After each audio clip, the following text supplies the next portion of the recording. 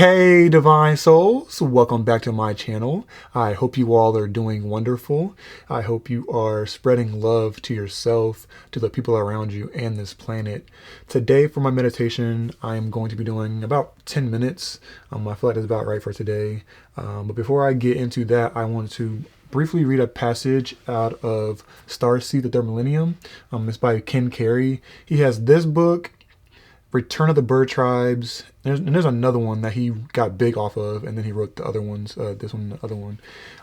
But yeah, so I want to read something out of here and, just kind of quickly talk about it and have you guys think on it as well. And maybe leave down in the comment section what you guys, what you guys think. So yeah, so let's get started. Drinking my tea right here. All right. Whoa. All right. A lonely ego, defining itself in mortality and isolation, lacks the scope and expansiveness of the spirit. When it single-handedly attempts to operate a human mind, it is like a toddler wearing the oversized garments of an adult. It feels smothered beneath something made for another and a larger being. It does not have the energy needed to use such an exquisite biological tool. Without the spirit, the ego is capable of using only 10% of the brain's capacity, and even then, its observations and conclusions are often inaccurate. A mind that conceives of itself as fundamentally separate from all that it perceives is an instrument of division. It can do nothing but divide, analyze, compartmentalize, and dissect. Everything on which it turns its attention is reduced to disconnected segments, while the spirit, the life of the whole, is forgotten. With the fictitious premise that it is fundamentally distinct from both God and nature lying at the root of its thinking. It is not capable of reason, for its premise is a lie. This is why the historical egoic use of the human mind has been so destructive. It creates thoughts, images, personal identity structures, cultural institutions, and ultimately entire civilizations that are based upon the illusion that the individual is fundamentally distinct from the ground of being from which it and all creation has emerged. Only the spirit has the necessary energy, intelligence, and operational software to use the full capacity of the human mind. When the awareness of spirit fills the human mind, it is an instrument of unity, an instrument of harmony, an instrument of cooperation, creation, and understanding. It becomes a transformational vortex, a channel through which the universal awareness can flow into this physical world. So yeah, so I'll just leave that with you guys for a second. Now I want to just talk about it right quick.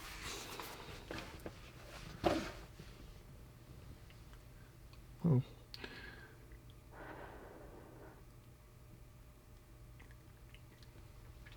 So, in my perspective, these passages mean and demonstrate how powerful our spirit and how powerful God is. When we have that spirit within us, have that thing that is so close to God and so pure, when we have that within our body, we can be a vehicle of peace and of enlightenment, because we're tapped into that frequency at all times. So that's a very pure frequency to allow spirit in you, but with the human mind, when we kind of just be stuck on this very, how can I explain it? It's a very kind of rigid thing, it's very kind of, it boxes things in and tries to make assumptions and conclusions about things, when you just have to allow spirit within you, and that gives you all the answers. It gives you that flow to be able to understand what you're experiencing, without having to kind of break it down and overthink it and just really make a mess of it. Just gotta let kind of guide and let spirit kind of take the wheel, and it's going to guide you to where it needs to guide you. That's how the flow operates. It's always in your best interest to kind of just let the flow happen. And it's a very zen and very faith-like type of thing. And that's what they mean. It's like, once you kind of have that kind of, you're so connected to source at all times and connected to God that you allow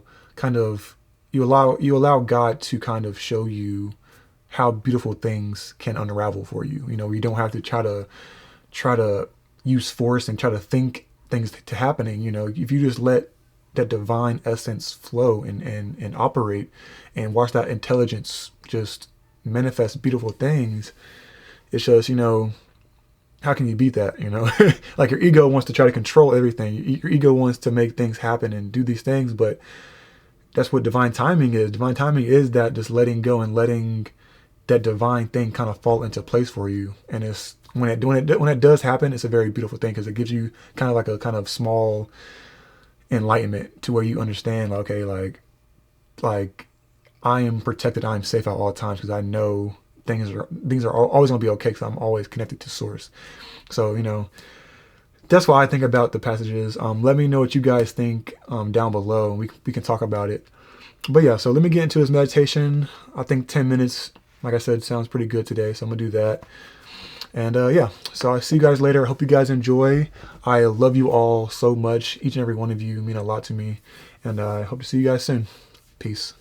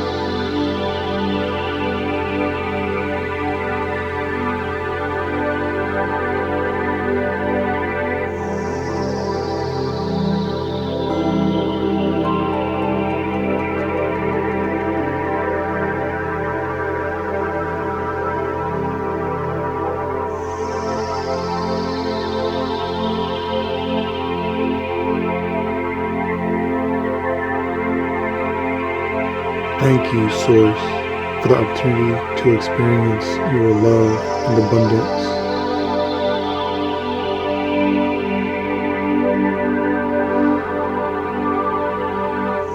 Thank you to my body for being a divine temple for my consciousness.